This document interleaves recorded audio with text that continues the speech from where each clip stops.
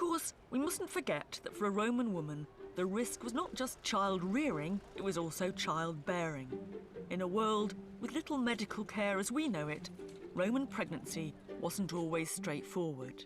One of the most suggestive objects to open up this world to us is an eerie-looking medical instrument found in Pompeii.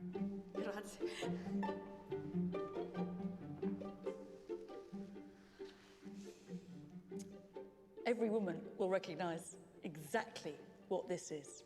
It's an ancient Roman gynecological speculum. The principle's pretty clear. You have the prongs here, and they're put into the vagina.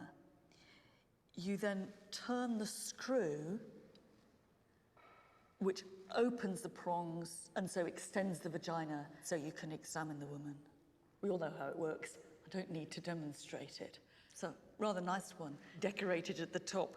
I think this was a rather pricey doctor who owned this, with rather expensive female clients. I don't think this got shoved up any poor woman. But I think we shouldn't get carried away with the familiarity.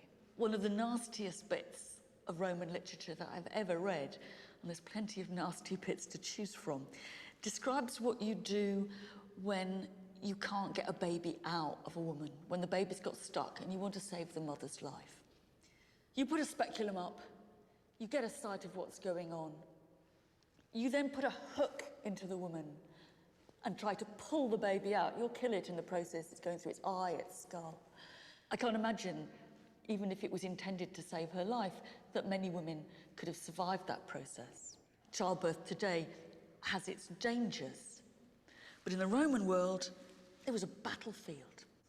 I think if in the Roman world men died as soldiers, women died in childbirth. It's hard to get a feel for such experiences in the Roman home itself. The rooms they used for sex and childbirth have given us a few beds, though curiously no double ones, and plenty of erotic pictures. But just occasionally, we get a glimpse of how women could transcend the traditional roles that were expected of them. In a house in Pompeii, now known as the House of Julius Polybius, after the man who owned it, is one example of a woman who may have done just that. I've come to see her with my colleague, Andrew Wallace-Hadrill. What I'm interested in is this rather extraordinary painting. It's actually showing a religious sacrifice going on, and it's full of slightly weird religious symbolism like this snake and the altar. But what I'm interested in is this couple here, because this, to me, looks as if it's meant to be the head of the household and his wife.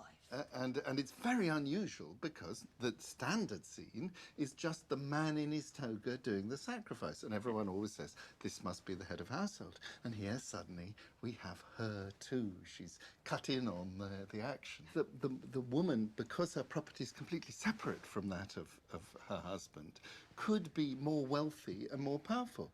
What's this lady doing here, right bang in the middle of the picture, if she isn't richer and more important than the little man at her side?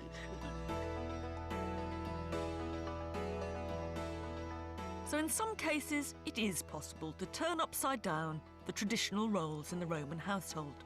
But there's still one part of the Roman home that feels completely alien to us, the part that actually made it function. And by that, I mean the slaves.